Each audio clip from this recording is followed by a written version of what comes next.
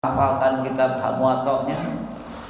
Jadi Imam Syafi'i, Imam Malik baca Al-Muwatta', Imam Syafi'i ngikuti. Imam Malik bertanya, Imam Syafi'i, kenapa matamu masih di halaman sebelumnya? Saya udah di halaman yang selanjutnya. Kata Imam Syafi'i, saya berusaha menghafal. Tutup buku, pindah ke orang. Ya, orang zaman sekarang kadang-kadang berbicara fikih baru hafal 2-3 hadis fikih. Kenapa orang dulu menghafal, Quran dihafal, hadis dihafal, bahkan perkataan ulama dihafal? Itu untuk input data. Input data. Supaya ketika berpikir tidak salah. Karena berpikir itu alat yang mana kalau datanya salah, kesimpulan salah. Maka ada hadis mengatakan, ada ungkapan mengatakan, idza shahal hadis wa huwa madhhabi. Kalau ada hadis sahih dan tidak diketahui oleh mujtahid tersebut, kemudian baru diketahui dan pendapatnya bertentangan dengan hadis, pendapatnya harus dihapus, yang diambil hadis. Yang diambil hadis. Begitu ketatnya dulu beristihad. Beristihad. Harus data di otaknya itu udah lengkap. Imam Syafi'i ahli hadis. Beliau sebelum jadi ahli hadis, ahli lughah. Jadi secara bahasa Imam Syafi'i disebut hujjatun fil lughah. Jadi kalau Imam Syafi'i berbicara bahasa Arab, itu yang diucapkannya menjadi dalil dalam bahasa, karena memang menguasai bahasa Arab. Untuk Imam Syafi'i, untuk membentuk keaslian bahasa Arab, Imam Syafi'i tinggal bersama orang-orang yang berbahasa Arab yang belum terpengaruh oleh peradaban. Datang ke kampung, dia belajar bahasa Arab untuk menjaga keaslian bahasa Arab. Kita bahasa Arab belum apa-apa ya. Maka saya sering mengatakan para ustadz jangan berpendapat, lebih baik menukil pendapat, karena berpendapat dalam fikih itu tidak sederhana. Imam Bukhari begitu hebat dalam hadis, tapi Imam Bukhari mazhab Syafi'i. Mazhab Syafi'i. Kemudian Imam Syafi'i belajar, jadi ada Musnad Asy-Syafi'i, yaitu kitabnya Imam Syafi'i dalam hadis. Setelah ilmu bahasa dikuasai, ilmu hadis dikuasai, ilmu Quran dikuasai dan tafsir dikuasai, beliau membuat ilmu bernama ilmu usul fikih. Bukan membuat, sebetulnya yang lebih tepat membukukan. Jadi usul fikih itu ada fikih, ada usul fikih. Ada fikih, ada usul. Apa itu usul fikih? Cara baku dalam berinteraksi dengan Quran dan Sunnah sehingga melahirkan fikih. Jadi memahami Quran dan Sunnah ada caranya. Dalam ilmu apa? Dalam ilmu usul fikih. Maka Imam Syafi'i melihat ini harus dibuat ilmunya dulu sehingga fikih. Kelebihan mazhab Syafi'i membuat cara berfikirnya, kemudian baru membuat fikih. Jadi membuat usul fikih, setelah itu fikih. Karena semua yang berbicara fikih pasti didahului usul fikih. Jadi usul fikih contoh gini, ada perintah dalam Al-Quran. Menurut usul fikih, apakah perintah dalam Al-Quran bermakna wajib atau tidak? Itu pembahasan dalam usul fikih. Setelah usul fikih diletakkan atau dibuat atau dibukukan oleh Imam Syafi'i, Imam Syafi'i baru membuat fikih. baru membuat fikih. Yang menarik dari Imam Syafi'i sekali lagi, beliau membuat usul fikih dulu baru fikih. Abu Hanifah beliau mengetahui fikih, usul fikih, tapi tidak membuat usul fikih, langsung membuat fikih. Sedangkan Imam Syafi'i secara teori benar, yaitu apa? Membuat dulu usul fikih, baru membuat fikih. Jadi pendapat-pendapatnya diukur dengan ilmu usul fikih. Benar nggak cara berpikirnya? Kalau cara berpikirnya hasil kesimpulan benar. Imam Syafi'i jelas muridnya Imam Malik. Imam Syafi'i muridnya siapa? Imam Malik. Maka menurut sejarah agak aneh kalau Indonesia Islamnya dari Gujarat, karena Gujarat itu mazhabnya tidak Syafi'i. Berarti yang lebih memungkinkan Indonesia ini Islamnya dari Yaman. Kenapa? Kalau Yaman mazhab Syafi'i. Mazhab Syafi'i. Maka agak aneh. Walau alam, yang jelas kalau melihat sejarah fikih akan mustahil seandainya Islam di Indonesia dari Gujarat. Dia bermadhab Hanafi. Sampai ke Indonesia madhab Syafi'i nggak nyambung, tidak nyambung. Kemungkinan besar Indonesia dari mana Islamnya? Melalui jalur Yaman. Pengikut madhab Syafi'i kebanyakan berada di negeri Mesir, Kurdistan, Yaman, Aden, Yaman juga, Hadramaut, Mekah, Pakistan, Indonesia, Malaysia, Brunei, Asia Tenggara kebanyakan madhab Syafi'i. Ciri madhab Syafi'i kunut. Maka kadang-kadang ada orang dengan mudah membid'ahkan kunut. Kunut bid'ah. Saya bilang kalau yang membid'ahkan kunut mau berdebat dengan seorang yang ahli dalam madhab Syafi'i, itu belum tentu bisa mengalahkannya. Karena masing-masing mempunyai cara berpikir yang benar menurut sudut pandang masing-masing. Nanti kita bahas sedikit masalah kunut. Jadi madhab Syafi'i ini banyak di mana? Di Asia Tenggara. Sebagai contoh yang menonjol dalam madhab Syafi'i tadi kunut. Kunut sangat menonjol di madhab Syafi'i. Kenapa sih kunut? Nah, masalahnya gini. Ya, ada 2 hadis paling tidak tentang kunut. Hadis pertama, saya khawatir kalau saya jelaskan kunut Syafi'i besok pada kunut lagi. Di sini kunut nggak? Nggak ya? Mari saya jelaskan. Besok kunut. Nanti saya jelaskan madhab Syafi'i dengan cadar, jadi ngajak kepada cadar. Nah, Allah kunut dalam madhab Syafi'i.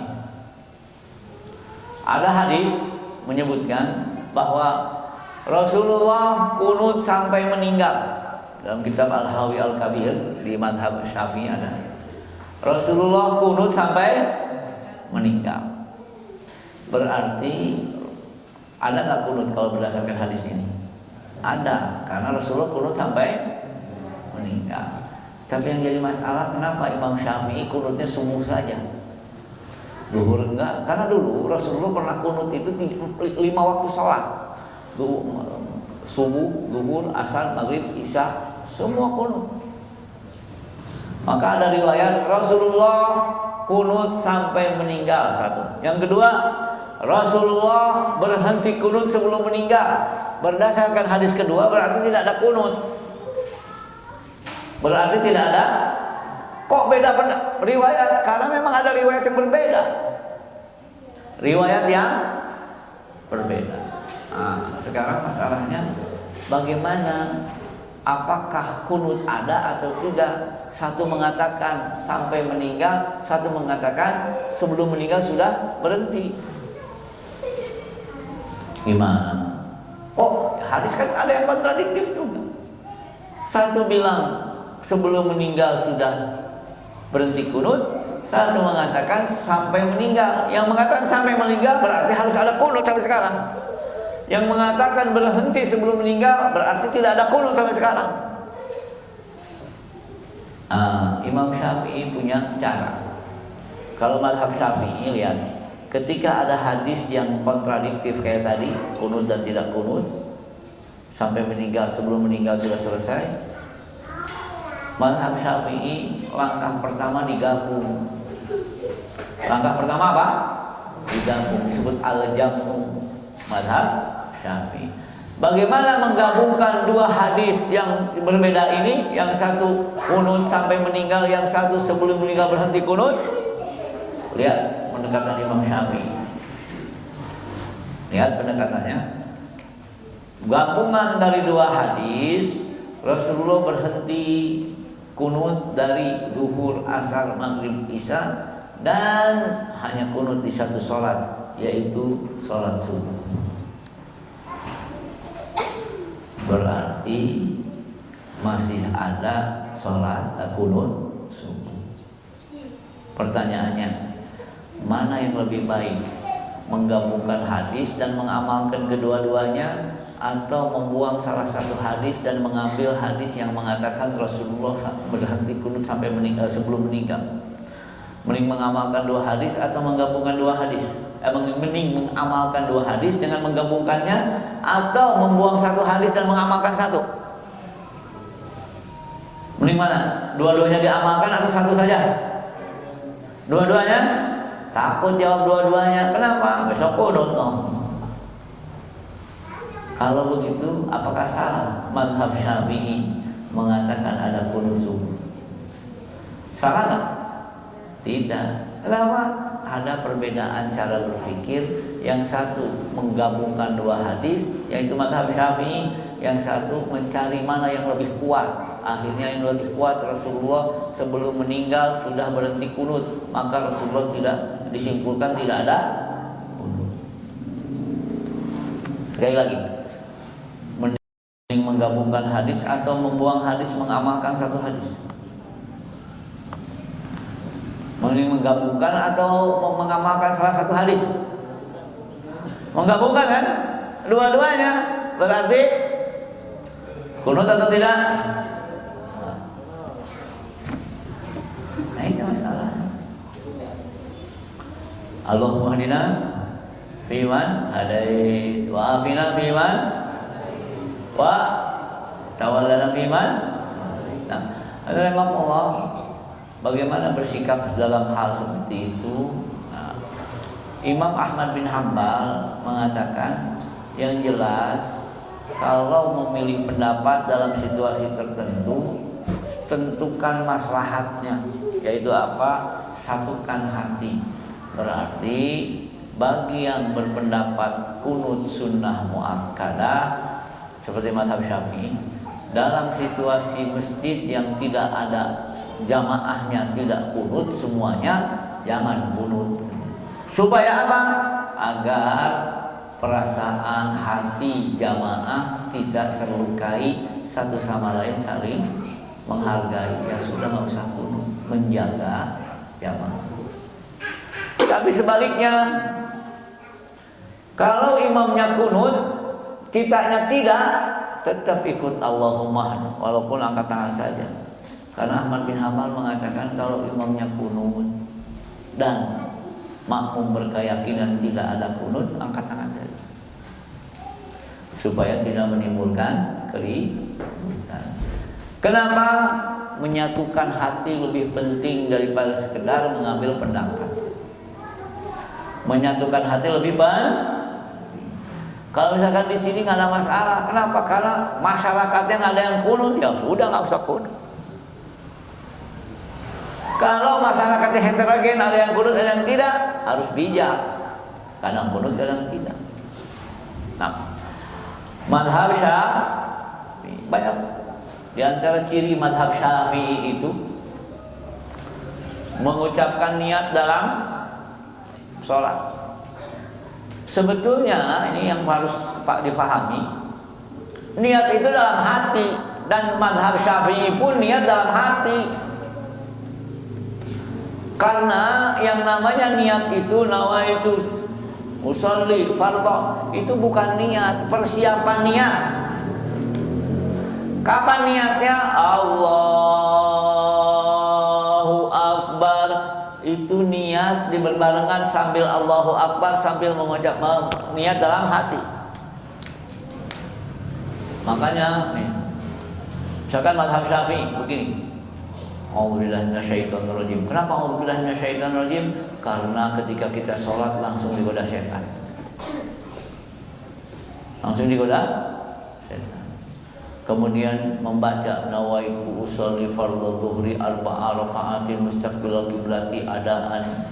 Kalau makmuman, imaman lillahi ta'ala, panjang. Itu baru persiapan niat, bukan nih ya. Maka madhab Syafi'i mengatakan mustahab mengucapkan niat sebelum sholat, karena itu bukan niat. Kapan niatnya? Allahu Akbar. Itu niat Allahu Akbarnya terdengar, niatnya dalam hati berbarengan.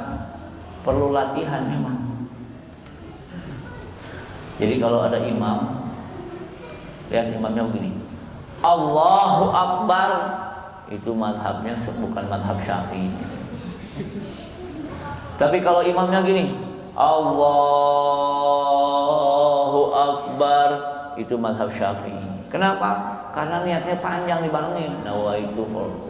Nawaitu sholli fardhu dhuhri arba' sambil Allah sampai lengkap.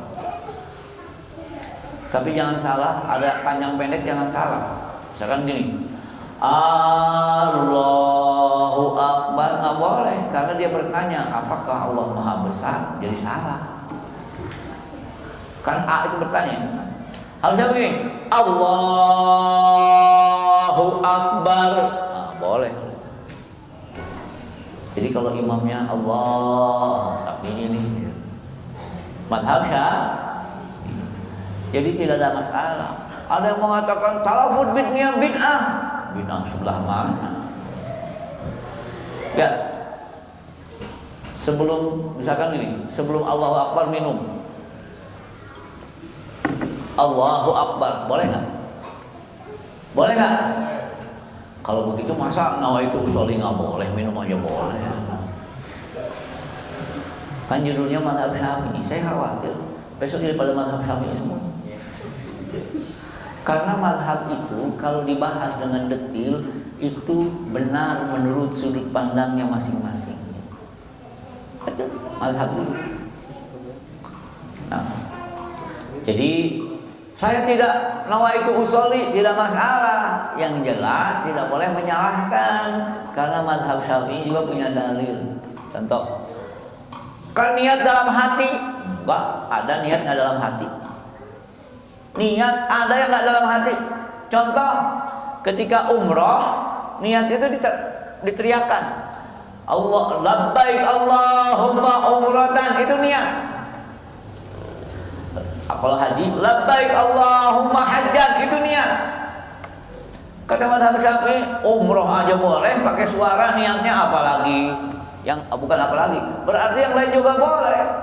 Maka salah satu ciri madhab Syafi'i, kalau apa puasa niat nawaitu shauma ghadin an ada'i fardhi syahri ramadhan hadhihi sanata lillahi ta'ala.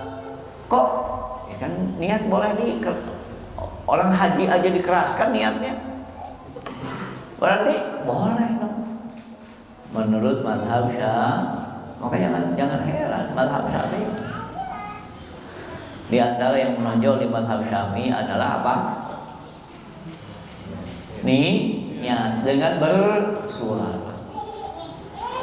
Maka kemarin ada orang meninggal, si imamnya ngajarin dulu, ini niat sholat jenazah. Pas saya dengar, wah, kayaknya yang niatnya salah juga. Akhirnya saya bilang, saya saya sampaikan ada yang kurang. Jadi nawaitu usolli sholatal sunnatal janazati arba'at takbiratin mustaqbilal kiblati lillahi ta'ala. Lengkap. Baru Allahu Akbar. Baru Allahu Akbar. Mazhab siapa? Asy-Syafi'i. Mazhab banyak. Kalau kita berbicara beberapa hal yang menonjol, di antaranya di mazhab Syafi'i ada air musta'mal. Air apa? Maka dulu pesantren itu depan masjid ada bak air besar supaya bisa wudu bareng-bareng di situ. Jadi kalau ada masjid biasanya ada kolam untuk wudu. Kenapa kok kolam? Karena kalau terlalu kecil nanti air musta'mal, kalau besar tidak ada air musta'mal. Apa air musta'mal? Air yang dipakai untuk wudu setelah jatuh dari air dari badan yang pakai wudu, kemudian air tersebut dipakai lagi. Boleh atau tidak? Mazhab Syafi'i tidak boleh, dan mazhab Syafi'i dikenal dengan 2 kulah. 2 kulah sekitar 160 liter. Maka di mazhab Syafi'i tidak boleh. Misalkan ini, kalau mazhab Malik boleh nih. Ember air wudu, kembali lagi ke situ, ada yang lain wudu lagi di situ, 1 ember boleh dalam mazhab Malik. Syafi'i nggak boleh air musta'mal. Kalau mazhab Syafi'i misalkan setelah wudu masih ada air di sini, diambil kemudian dipakai untuk mengusap kepala, nggak boleh air musta'mal. Tapi mazhab Malik boleh. Kenapa? Air musta'mal boleh dipakai wudu. Saya pernah di Sudan. Saya lihat kalau tempat wudu di Sudan nggak gede-gede. Sediakan 1 tempat kecil untuk wudu, orang pada wudu di situ. Kecuali kalau buang ini dikeluarkan. Dikeluarkan. Dan mereka irit sekali. Jadi memang mazhab Syafi'i di antara masalah yang menonjol dalam masalahnya adalah air selain tadi nawaitu sauma wajib atau talafud bin niat. Kemudian dari Allah, sebelum masuk ke beberapa masalah fikih dalam mazhab Syafi'i, juga ini sedikit mazhab Syafi'i itu ketika sholat, sebelum membaca Al-Fatihah, sebelum membaca Bismillah, ada membaca A'udzubillahi minasyaitonirrajim. Setelah itu Bismillahnya keras. Bismillahirrahmanirrahim. Mazhab Syafi'i. Jadi ada 3 jenis dalam 3 pendapat dalam masalah itu. Satu yang mengatakan bahwa Bismillah wajib dibaca. Maka ketika jadi imam, mazhab Syafi'i begini. Ini mazhab Syafi'i. A'udzubillahi minasyaitonirrajim. Bismillahirrahmanirrahim. Alhamdulillahi rabbil alamin. Karena membaca pelan A'udzubillahi minasyaitonirrajim sunnah. Kemudian membaca Bismillah sebelum Al-Fatihah rukun. Maksudnya kalau nggak dibaca nggak sah sholatnya. Mazhab Syafi'i. Kalau mazhab Maliki nggak baca sama sekali, langsung Alhamdulillahirabbil alamin. Jangan ikut-ikutan. Saya lihat para imam itu suka ikut-ikutan. Saya kemarin 2 minggu yang lalu setelah khutbah, imamnya yang lain. Imamnya itu membaca di mana? Alhamdulillahirabbil alamin. Nggak pakai Bismillah. Tapi ketika membaca surat Bismillahirrahmanirrahim, Sabbihisma rabbikal a'la, saya bilang ini gimana? Di Bismillahnya nggak baca, di suratnya baca, berarti nggak ngerti ini masalah. Jadi kalau jadi imam pastikan dulu ini, tapi lihat juga makmumnya gimana nih makmumnya. Kayak makmumnya pakai Bismillah, udah Bismillahirrahmanirrahim. Kalau mazhab Hambali Bismillahirrahmanirrahim. Nggak keras. Alhamdulillah. Masjidil Haram seperti mazhab Hambali. Bismillahnya pelan. Bismillahirrahmanirrahim. Nah, kita bagaimana? Tergantunglah DKM-nya bilang apa. Kata DKM, udah di sini dikeraskan bismillahnya. Bismillahirrahmanirrahim. Kalau kata DKM enggak, Bismillahirrahmanirrahim. Jangan gaya-gayaan. Saya pernah nanya santri di Darul Rahman. Saya bilang, kenapa tadi bismillahnya pelan? Saya lihat di Masjidil Haram kayak begitu. Saya bilang kalau kiainya tahu ditempelin itu anak. Kenapa? Karena mazhab Syafi'i harus dibaca. Saya bilang sama dia, kamu kalau tahu kiainya ditempelin kamu. Nggak boleh. Karena dalam mazhab Syafi'i, terutama yang ketat dengan mazhab Syafi'i harus membaca. Jadi lihat, mazhab Syafi'i itu harus membaca sholawat dalam khutbah. Kalau nggak baca, nggak sah tuh khutbah. Tidak. Maka kalau khutbah Jumat lihat dulu, amannya baca sholawat. Kenapa? Mazhab Syafi'i nggak baca sholawat, nggak sah tuh sholat. Maka wajar. Kalau kemarin ada ribut, ini khutbah nggak pakai sholawat, mazhab Syafi'i nggak sah kalau pakai sholawat, nggak pakai sholawat, harus pakai sholawat. Maka hati-hati. Lihat rukun mazhab Syafi'i, khutbah Jumat, khutbah Idul Adha, Idul Fitri 2. Mazhab lain 1, mazhab Syafi'i 2. Kayak khutbah Jumat betul. Seperti khutbah Jumat. Maka kalau mau khutbah Jumat di belakang mimbar ada kursi, berarti 2 khutbah. Kalau mau khutbah Idul Adha, Idul Fitri di belakang mimbar ada kursi, berarti 2 khutbah. Kalau nggak ada berarti 1 khutbah. Iya, pengalaman. Kenapa? Ya kalau khutbah mimbar nggak ada kursi, dia khutbah 2. Terus duduknya di mana? Jongkok. Kan nggak enak juga jongkok. Nah, jadi dalam hal ini banyak sekali ciri khas mazhab Syafi'i. Itu masalah-masalah fikih yang ada dalam mazhab Syafi'i, yang mana mazhab Syafi'i berbeda dengan yang lain. Mazhab Syafi'i berbeda dengan yang termasuk tadi yang bikin ribut itu pakai apa? Harus membaca sholawat. Mazhab Syafi'i jamaah Jumat harus 40 dan penduduk asli. Kalau enggak boleh.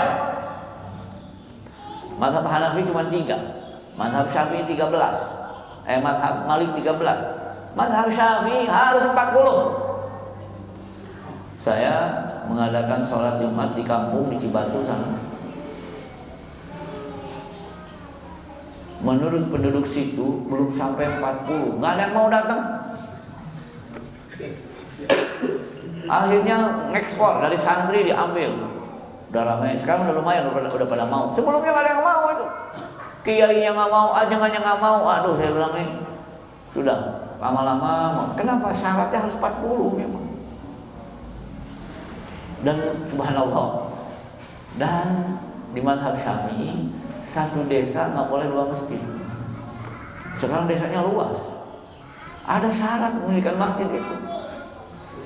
Maka 1 desa, misalkan desa A, 1 desa B, dia di desa A tapi dekat ke masjid di desa B, nggak akan sholat Jumat di situ, akan sholat Jumat ke yang jauh.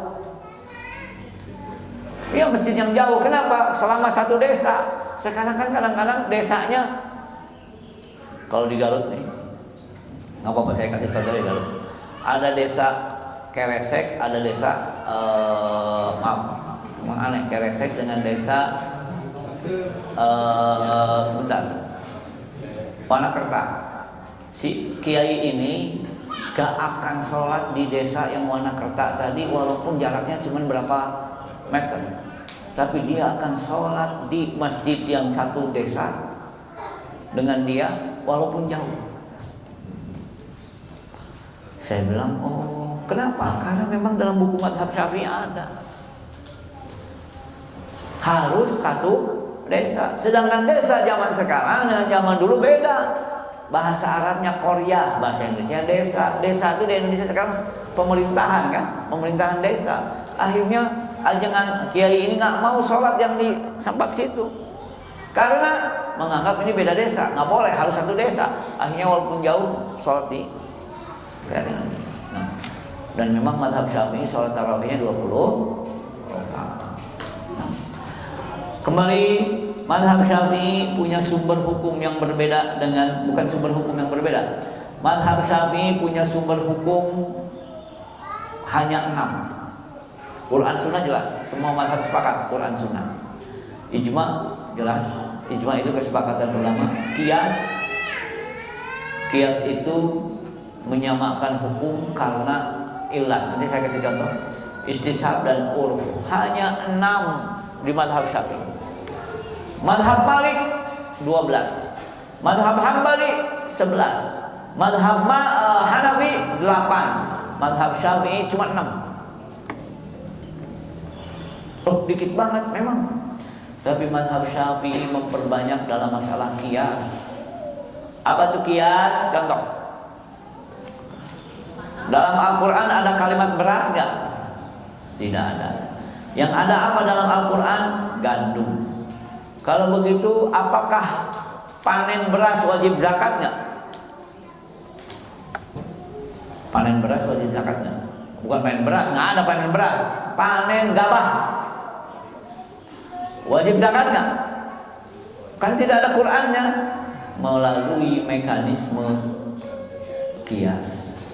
Jadi kias itu gandum, bukan gandum yang difahami, makanan pokok. Oh, kalau begitu beras, gandum, gabah adalah beras, adalah makanan pokok, maka seperti gandum, beras pun wajib keluar zakat karena sama-sama makanan pokok. Itu namanya kias. Madhab Syafi'i luas memakai kias. Luas sekali memakai kias.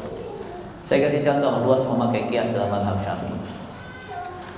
Ibnu Hajar Al-Haytami Asy-Syafi'i, mazhab Syafi'i, mengatakan, kenapa menguburkan mayit setelah dikuburkan, sebelum dikuburkan azan dulu? Pernah ngeliat? Pernah? Nah, di sini diadain nggak kalau dimasukin ke liang lahat? Jangan dulu membid'ahkan. Tanya dulu kenapa. Ada jawaban oleh Ibnu Hajar Al-Haytami mengatakan bahwa sebagaimana mereka datang ke dunia diadzankan, seperti itu pula dilepas dari dunia diadzankan. Berarti azan sebelum menguburkan itu dalilnya kias, mengkiaskan kepada apa? Yang baru lahir diazankan, lahir diazankan, meninggal diazankan, kias. Maka mazhab Syafi'i memang luas memakai kias. Luas kan memakai kias. Dan serba kias di Bogor, lihat. Memang ada salah satu pendapat di mazhab Syafi'i, kalau puasa ada fidyahnya, sholat pun ada fidyahnya. Maka kalau di Bogor ada yang meninggal, mana fidyah sholatnya? Kenapa? Kan mungkin saja yang meninggal itu ketika masih SMP, masih SMA, meninggalkan sholat, tidak sempat dikobok, maka bayarannya fidyah. Itu ada bayar beras fidyah. Salah? Saya kira tidak bisa. Kenapa? Karena memang ada salah satu pendapat di mazhab Syafi'i bayar fidyah. Fidyah sholat. Namun saya pikir-pikir nggak ada fidyah sholat. Nggak ada. Yang ada fidyah Nah, memang luas, melebar dalam masalah kias. Itu ciri mazhab Syafi'i. Serba kias. Serba kias. Nah, mazhab Syafi'i tidak memandang wajib yang namanya menutup muka, tidak wajib. Yang wajib menutup kaki, muka tidak. Dan ini boleh terlihat. Maka segini Kok muka nggak terlihat? Kenapa? Karena illa ma dhahara minha, kecuali yang biasa terlihat, yaitu muka dan tangan, telapak tangan atau buku tangan. Madhab Syafi'i. Salah? Tidak. Kenapa? Karena masalahnya belum terjadi ijma dan masalah khilafiyah. Kemudian ciri mazhab Syafi'i selain kuat atau luas dalam memakai kias, mereka juga berusaha menggabungkan antar ayat dengan ayat, hadis dengan hadis. Maka tadi hasilnya kunut subuh ada karena menggabungkan dia.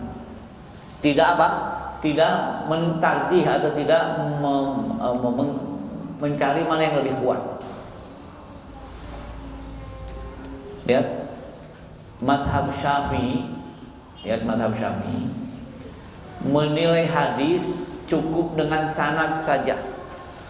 Kalau sanadnya sahih, hadis diterima tanpa menilai matan hadis, tanpa menilai isi hadis. Mazhab Syafi'i terima saja hadisnya, nggak usah dinilai apakah isi hadisnya masuk akal atau tidak. Karena mazhab Malik dan mazhab Abu Hanifah, mazhab Hanafi menilai hadis tidak cukup sanad an-annya sahih, tidak cukup. Tersambung sanadnya sahih, tidak cukup. Harus lihat isinya. Kalau isinya sesuai dengan yang ada diterima, kalau tidak sesuai tidak diterima. Tapi mazhab Syafi'i mau sesuai tidak sesuai, terima saya sudah hadis itu. Tapi kalau mazhab Malik dinilai matanya. Maka ada hadis meninggal hari Jumat bebas dari azab kubur. Secara an-annya itu sahih, nggak ada masalah. Tapi secara isi hadis jadi masalah. Yaitu apa? Apakah bebas dari azab kubur, untung-untungan? Yaitu apa? Tergantung meninggal. Kan meninggal hari Jumat nggak Jumat bukan urusan kita. Masa sih ada orang untung-untungan? Maksudnya meninggal hari Jumat kan bukan usaha dia, meninggal Jumat kan urusan malaikat itu. Oleh karena itu sebagian mengatakan bahwa hadis ini tidak sahih bukan karena sanadnya tidak sahih, isi hadis tidak bertentangan dengan sesuatu yang sudah ada. Mazhab Syafi'i tidak melihat isi matan, tapi cukup mengatakan bahwa sanadnya sahih, langsung sahih dan hadis diterima. Hadis di mazhab Malik tidak. Kalau hadis tidak sesuai dengan kaidah umum syariat nggak ditolak. Mazhab Hanafi juga begitu. Tidak sesuai dengan tidak sesuai dengan kaidah yang ada ditolak. Mazhab Syafi'i dan mazhab Malik. Sedangkan Syafi'i cukup, yaitu an-annya sahih cukup. Alhamdulillah. Kembali dalam beberapa masalah hal di mazhab Syafi'i. Mazhab Syafi'i paling keras terhadap yang namanya najis. Najis dalam mazhab Syafi'i dibagi, ada najis dan najis mughalladhah, ada najis mukhaffafah, dan satu lagi najis biasa. Apa najis mughalladhah? Dicuci 7 kali, salah satunya dengan tangan. Mazhab Syafi'i. Di mazhab lain tidak ada mughalladhah. Semua najis sama. Yang menarik, gurunya bernama Imam Malik mengatakan anjing tidak najis. Muridnya Syafi'i mengatakan anjing najis. Bukan najis, najis banget. Maka di beberapa kampung di Indonesia, termasuk kampung saya di Lewiliang, tinggal di Lewiliang beberapa tahun, sekarang udah tidak. Itu kalau ketemu suara anjing itu sampai mati itu anjing. Kenapa nggak boleh ada anjing? Anjing termasuk hewan yang tidak dimuliakan oleh syariat. Gak boleh ada, buk sedikit dikejar habis lah. Tapi saya lihat setelah ada tukang tambal ban ada anjing. Kalau biasa tukang tambal ban orang Batak merah anjing. Memang mazhab Syafi'i keras banget dengan anjing. Tapi mazhab Maliki anjing tidak najis. Anjing tidak. Mana yang lebih baik? Yang menajiskan atau mengatakan tidak najis? Dalam fikih yang mengharamkan tidak lebih baik daripada yang membolehkan. Itu sama aja udah. Kenapa? Karena pendapat fikih tidak boleh dinilai mana yang mengharamkan, mana yang membolehkan. Yang mengharamkan lebih beriman daripada yang membolehkan. Oh, tidak ada begitu. Apakah Imam Syafi'i lebih beriman daripada Imam Malik yang mengatakan anjing najis? Tidak. Imam Malik anjing tidak najis. Yang bingung kita. Kira-kira kalau di sini ada anjing, kenapa sih nggak mau main sama anjing? Takut najis. Padahal sieun ku anjing. Ayo sieun ku anjing apa takut najis? Nah, jadi memang mazhab Syafi'i ada hal-hal yang dikenal di mazhab Syafi'i. Di antaranya juga perbedaan antara Syafi'i dengan Imam Malik gurunya. Daging anjing di mazhab Syafi'i jelas najis banget daging anjing. Mazhab Malik itu. Nah, kemudian rahimahullah, pengikut mazhab Syafi'i tidak segan beda pendapat dengan gurunya. Pengikut mazhab Hambali itu nggak pernah berani beda dengan gurunya. Tapi mazhab Syafi'i nggak masalah beda dengan gurunya. Sayyidina Muhammad tidak ditemukan dalam Imam Syafi'i, tapi ditemukan dalam pengikut Syafi'i. Jadi yang mengatakan Sayyidina itu pengikut Syafi'i. Allahumma salli ala Sayyidina Muhammad wa ala ali Sayyidina Muhammad kama shallaita ala Sayyidina Ibrahim. Kau pakai Sayyidina? Bukan Syafi'i, tapi pengikut Imam Syafi'i. Terjadi beda pendapat. Jadi jangan sampai nggak boleh kualat beda pendapat sama gurunya, nggak boleh. Kenapa? Kalau punya dalil silakan. Tidak perlu segan berbeda pendapat dengan guru. Nah, juga kelebihan mazhab Syafi'i atau ciri khas mazhab Syafi'i, terkadang pendapat di Baghdad beda dengan pendapat di Mesir.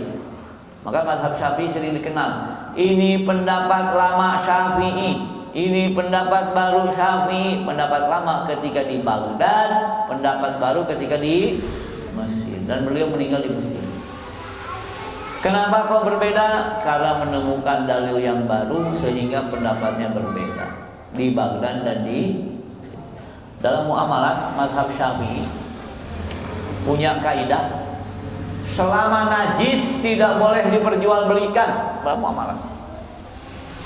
Jadi kaidahnya mazhab Syafi'i itu benda najis tidak boleh diperjualbelikan walaupun dipergunakan untuk selain makan. Maka menurut mazhab Syafi'i,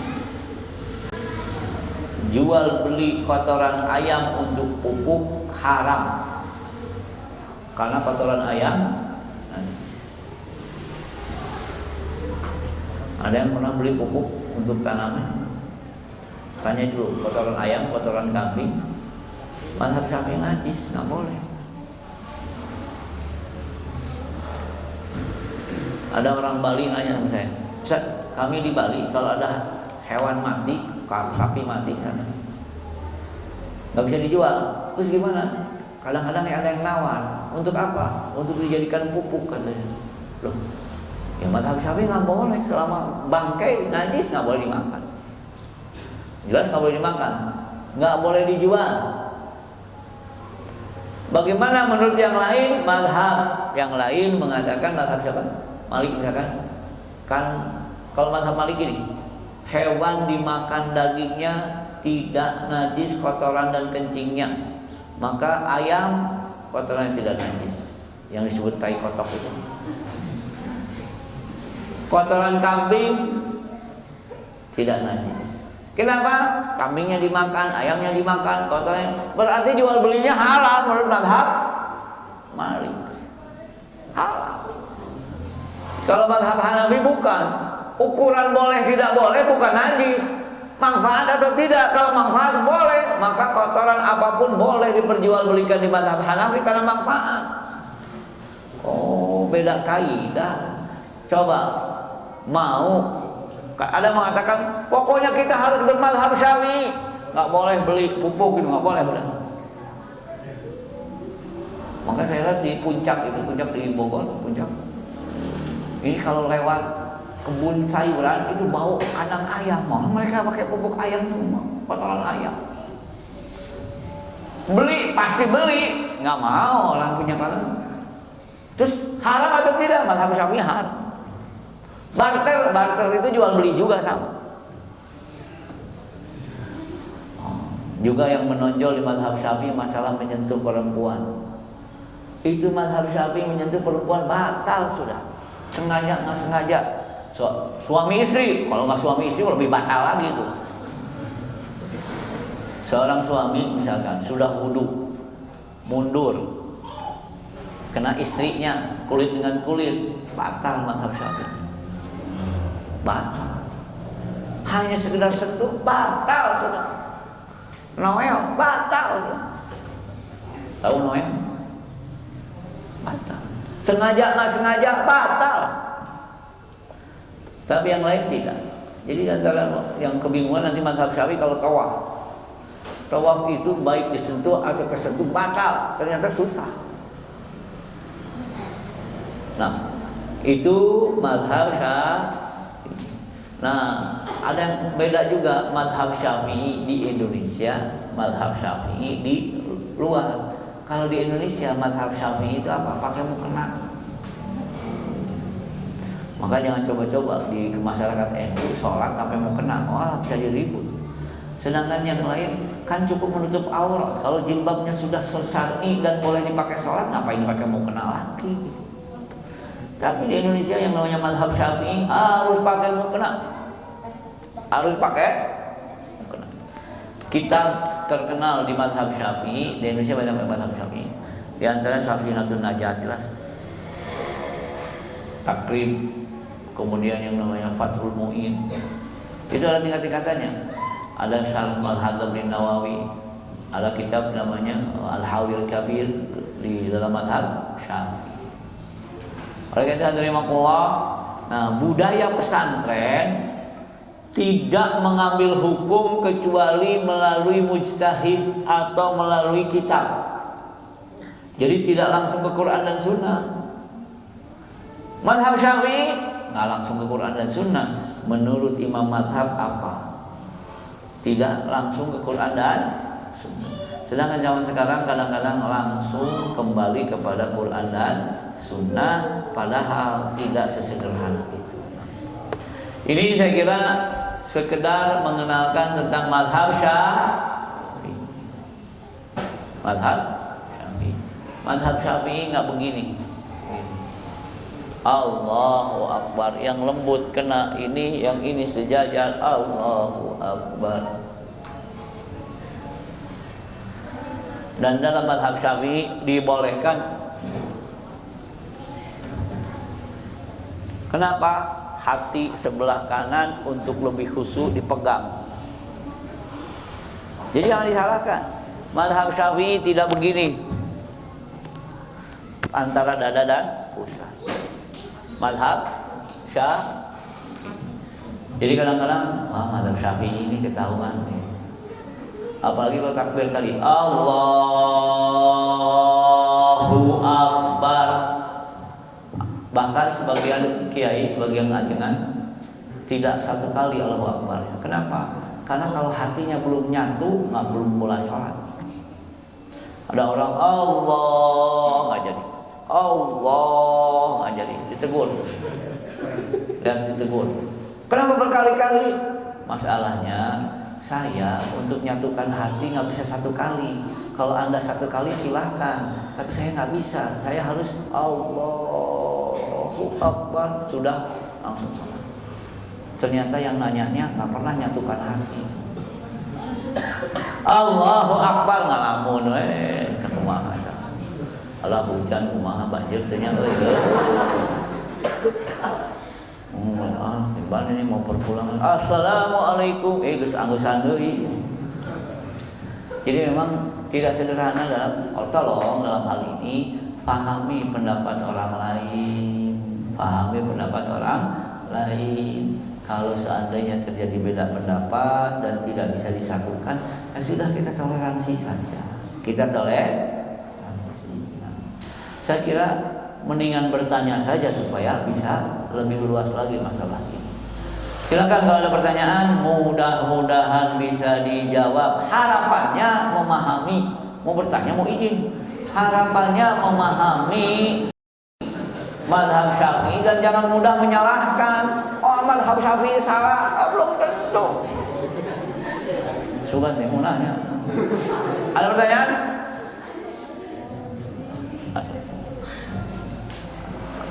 Kalau ada pertanyaan silakan, makasih.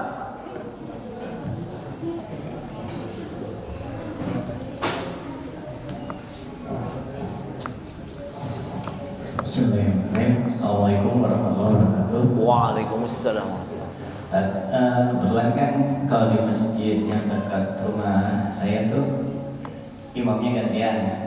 Yang satu NU pakai kunut, yang satu Persis dia nggak pakai kunut gitu. Kalau setara belakangnya. Ya, terus saya ikutkan jamaah kajian bapak-bapak. Nah, dia tuh ada kajian tahsin yang ngajarnya tuh guru yang dari Persis. Jadi kan otomatis yang diajarin itu kan tanpa kunut. Terus tapi dia juga tetap dia ngebahas kitab tuh apa Bulughul Maram. Ya. Terus jadi kan kalau di sana dibahas dari berbagai sisi juga gitu, nggak satu keputusan saja. Terus yang kata ada bapak-bapak yang ada ini, saya tuh tiap subuh saya nggak mau di masjid ini, saya pindah ke masjid yang lain. Malah disebutkan ada juga yang berpendapat bahwa kunut itu tidak apa-apa. Gitu.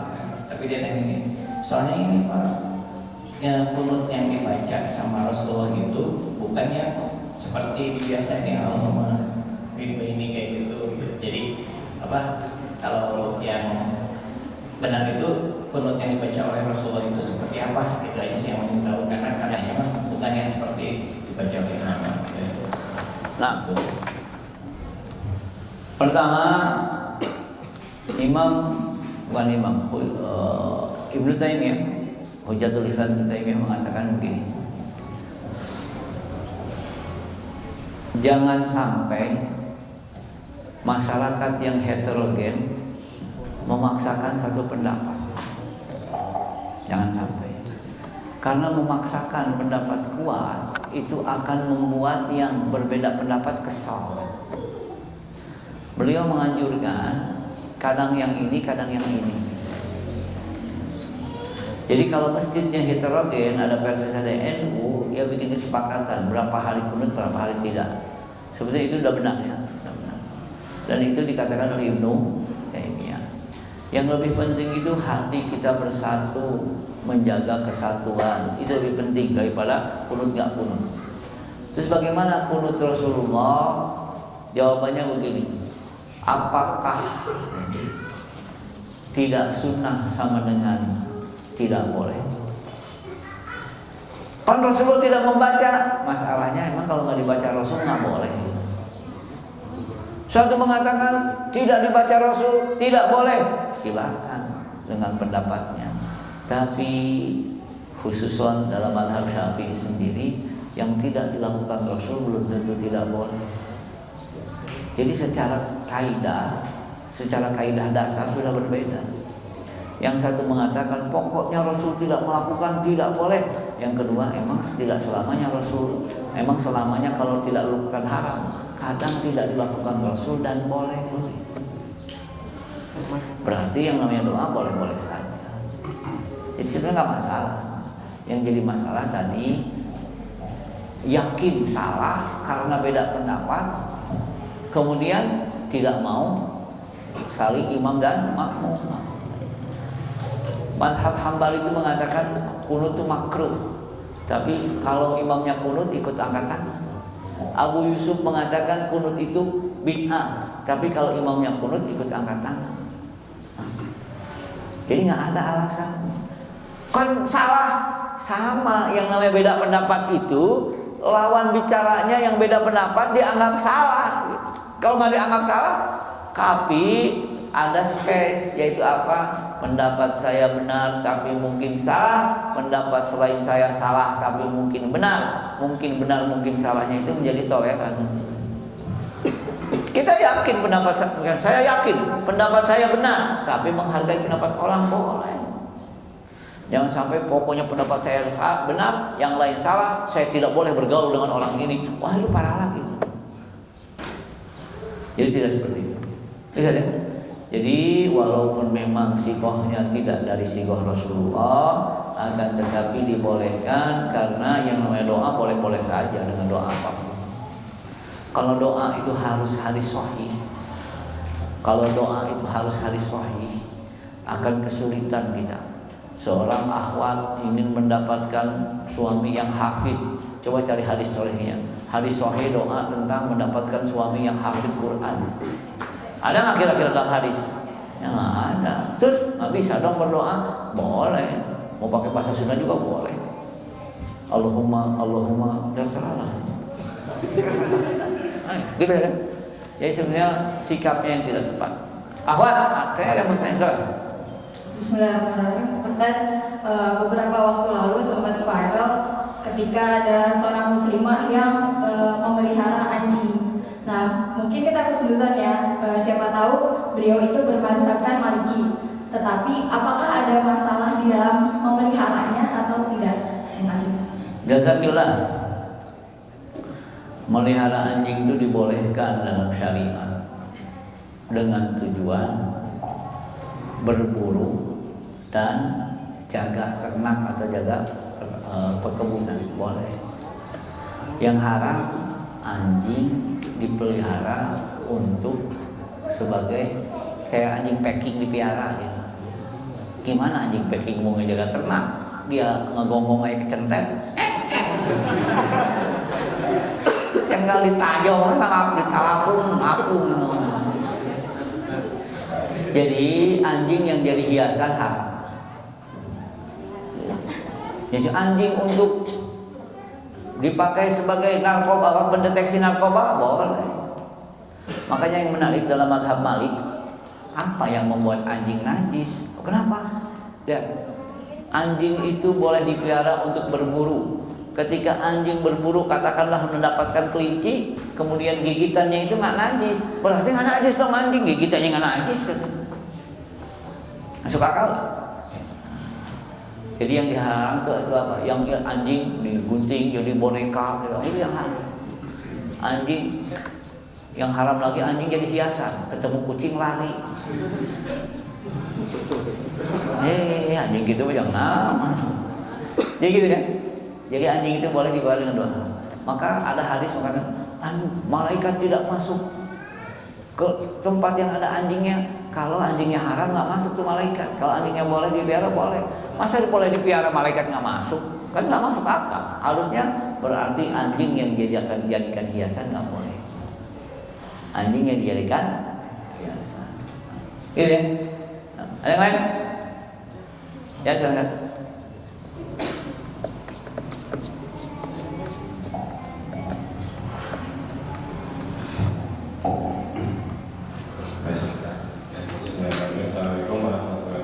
Waalaikumsalam warahmatullahi wabarakatuh. Yang ingin saya tanyakan tentang membunuh cicak, Ustaz. Membunuh cicak. Ya. Kenapa saya ingin tanyakan karena pada saat itu ya ada beberapa saat baru pulang sekolah pas membunuh cicak. Anak cicak langsung dibunuh saat itu. Saya tanyakan dalam hal ini ketika itu sudah belajar membunuh oh ada yang cerita tentang gini halal istilahnya membunuh cicak. Nah itu yang saya tanyakan. Begini, termasuk yang disuruh atau yang disebut disunahkan membunuh cicak. memang ada hadisnya kalau bisa membunuhnya langsung, jabret mati. Karena memang saya kenal beberapa orang yang dia heran, bukan orang Indonesia, dia heran. Kok di Indonesia banyak cecak ya? Kenapa? Di kami itu ada cecak diburu sama mati dulu, kayak anjing tadi. Disunahkan membunuh cecak memang. Bahkan ada video tentang bahayanya cecak. Ya, memang kalau ada cecak bukan harus ya, hukumnya tidak wajib, tapi dianjurkan dibunuh. Termasuk hewan yang dianjurkan dibunuh itu cecak. Kalau bisa 1 kali. Itu sama, anak kecil pulang pengajian, pas ada cecak diubernya sama dia, pokoknya mati cecak. Ibunya heran, kenapa ya? Tadi kata Pak Ustadz katanya bunuh cecak. Memang iya ada. Kok diajarkan membunuh? Bukan, diajarkan taat kepada Rasul. Ya kalau perintahnya membunuh cecak ya bunuh cecak. Tapi ada lain lagi, ini sedikit saja tambahan. Kemarin viral, yang benar viral atau viral? Tadi katanya viral. Bahasa Inggris ya. Nah, orang mau viral ya lah.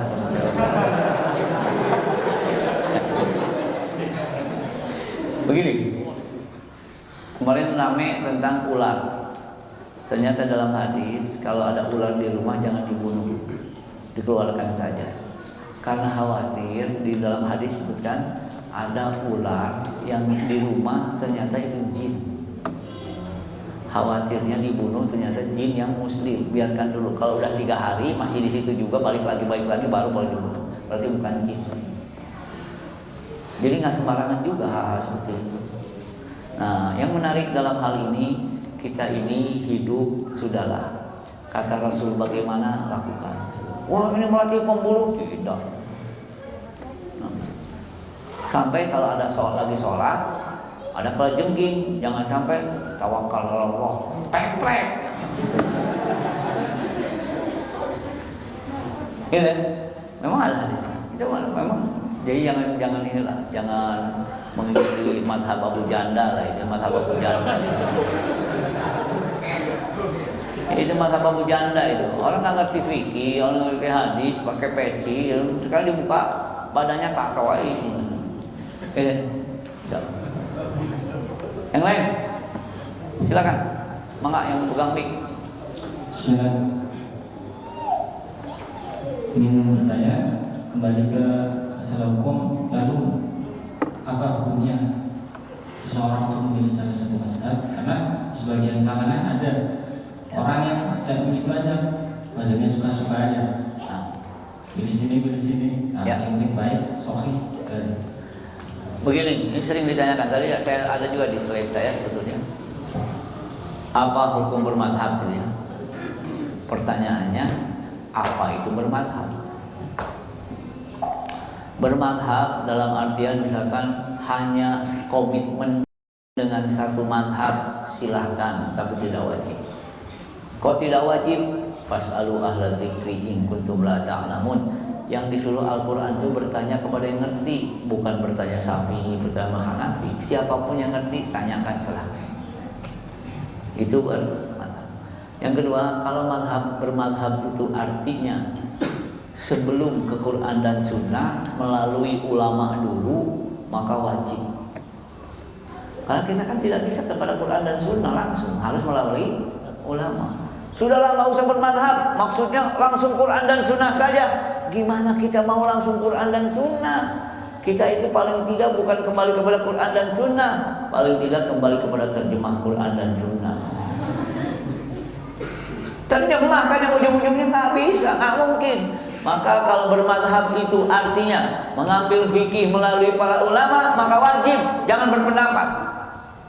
Saya menyayangkan kepada para ustadz yang ngambil hukum langsung dari Quran dan Sunnah tanpa para ulama. Lihat kalau di NU itu sangat ketat. Bagaimana budaya NU mengambil pendapat daripada ulama, setelah itu memahami dalilnya. Nggak langsung, tidak langsung.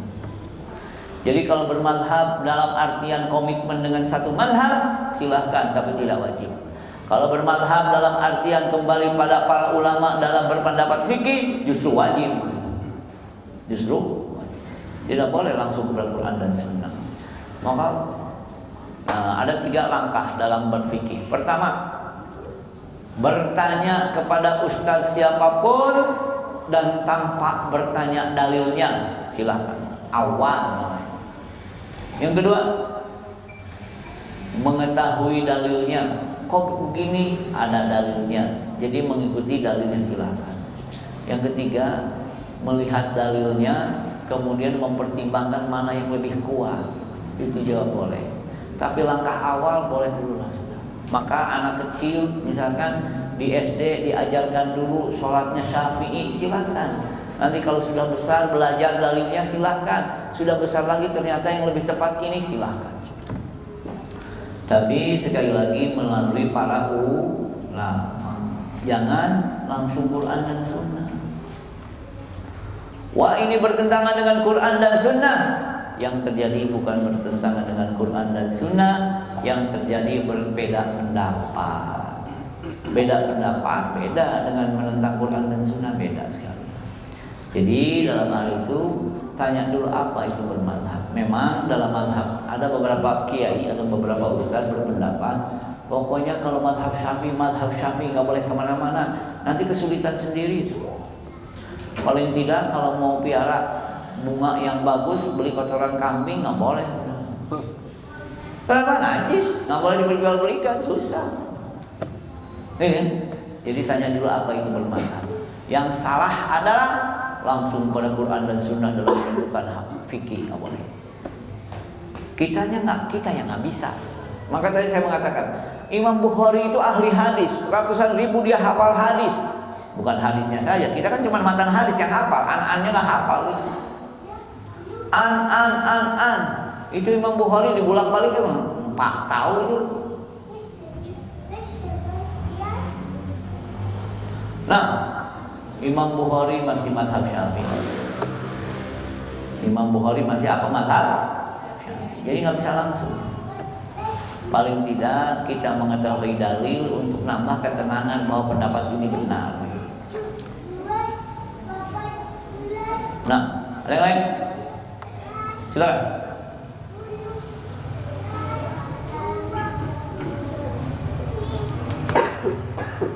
Ada yang lain? Assalamualaikum warahmatullahi wabarakatuh. Waalaikumsalam warahmatullahi wabarakatuh. Seperti yang kita tahu bahwa di Indonesia kan kebanyakan bacanya mazhab Syafi'i. Cuman di Indonesia juga kadang-kadang kita dibingungkan dengan beberapa budaya yang apa itu kalau kita kurang paham tentang mazhab Syafi'i mungkin bingung tentang apa itu adalah budaya atau itu mazhab.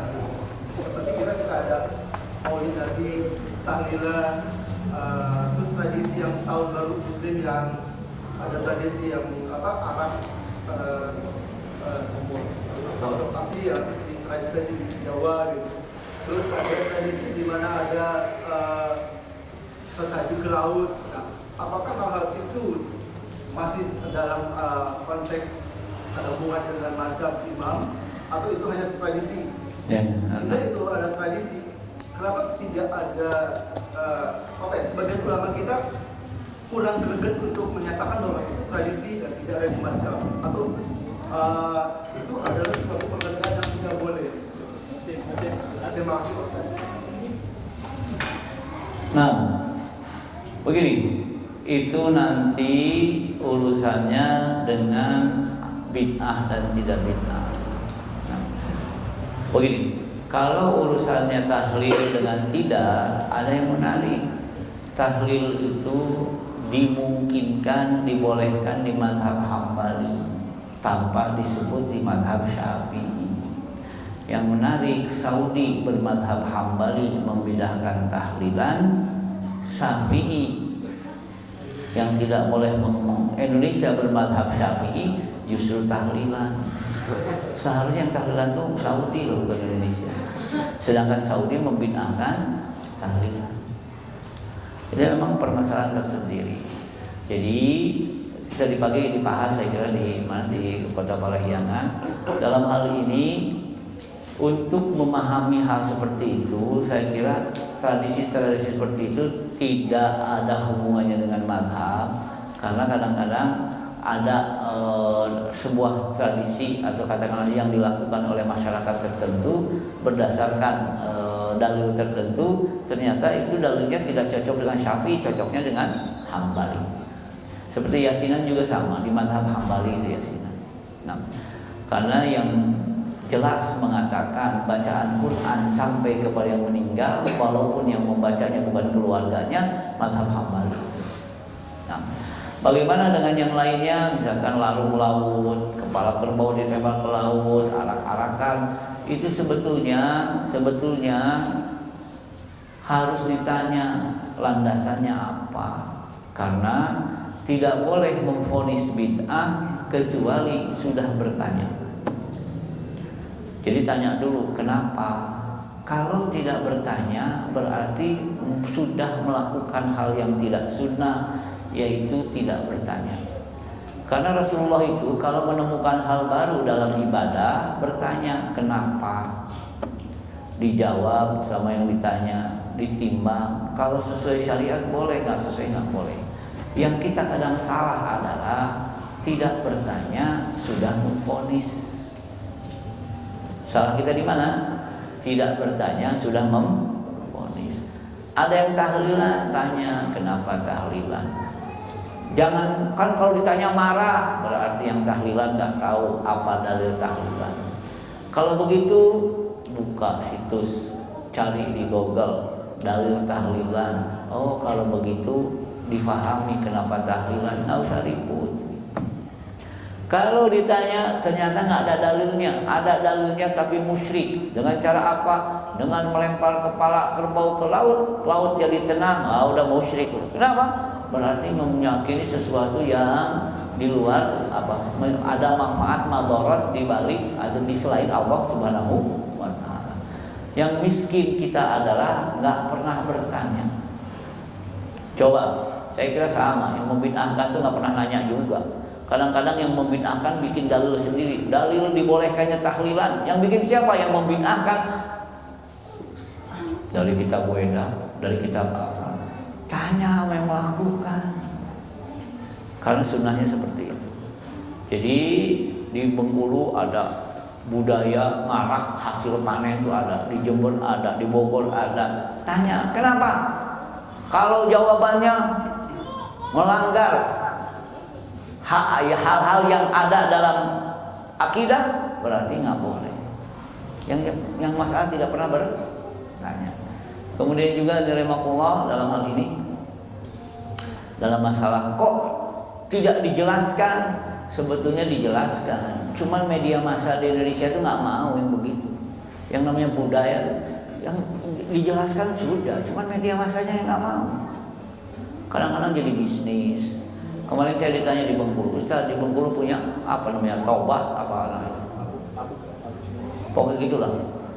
Sama mengarak kemudian berkah untuk keberkahan. Itu ketika dijelaskan haram, gubernur bilang enggak, ini budaya. Budaya itu harus sesuai dengan syariat. Jangankan begitu di Indonesia, yang sudah jelas haram aja dihalalkan. Riba halal apa haram? Di Indonesia. Di Indonesia halal di Indonesia. Kita haram, dipikir haram. Jadi banyak sekali dalam hal ini sudah jelas haram tapi enggak. Maka paling susah di Indonesia taubat. Kenapa? Taubat itu harus mengakui haram dulu baru taubat. Ya gimana taubat? Dangdutan di mana-mana. Malam taubat, dangdutan dulu. Ayo kita taubat. Ya akui dulu dosa. Maka kemarin ada ibu-ibu mengatakan begini, Ustadz katanya, bencana ini gara-gara maksiat. Bukan, saya bilang bukan gara-gara maksiat. Kenapa? Gara-gara tidak mengakui maksiat adalah maksiat. Ya kalau nggak diakui maksiat gimana mau taubat? Nggak pakai jilbab maksiat atau tidak? Maksiat. Diakui atau tidak? Rajin tahajud nggak pernah pakai jilbab. Ada TV Jazirah, heran. Dia sedang mencari radikalisme atau terorisme di Indonesia. Kemudian dia mengarahkan kamera kepada seorang perempuan yang sedang sholat khusyuk. Setelah itu assalamualaikum membuka mukenanya nggak pakai jilbab. Apa kesan mereka? Yang pertama kali mereka lakukan setelah sholat adalah maksiat. Itu apa? Buka jilbab langsung. Ya, assalamualaikum langsung buka jilbab. Berarti amal yang dia lakukan setelah sholat apa? Maksiat. Kata Jazilul, aneh di Indonesia. Dia cari-cari tentang terorisme di Indonesia, nggak ketemu. Kenapa? Aneh. Yang sholat aja nggak pakai jilbab. Kemudian juga dia menemukan kaos seorang anak pakai kaos Usama bin Laden. Ini nih teroris. Pas dilihat lagi dengerin dangdutan. Di panggung perempuan lagi nyanyi. Ya katanya. Jadi sebetulnya ini ada yang jadi masalah adalah tadi kok nggak dilarang? Emang di Indonesia maksiat dilarang? Enggak, dikampanyekan maksiat. Coba antum jalan-jalan di Bandung, iklan yang setengah badan banyak nggak? Maksiat nggak? Kitanya diem, jadi yang jadi masalah adalah bukan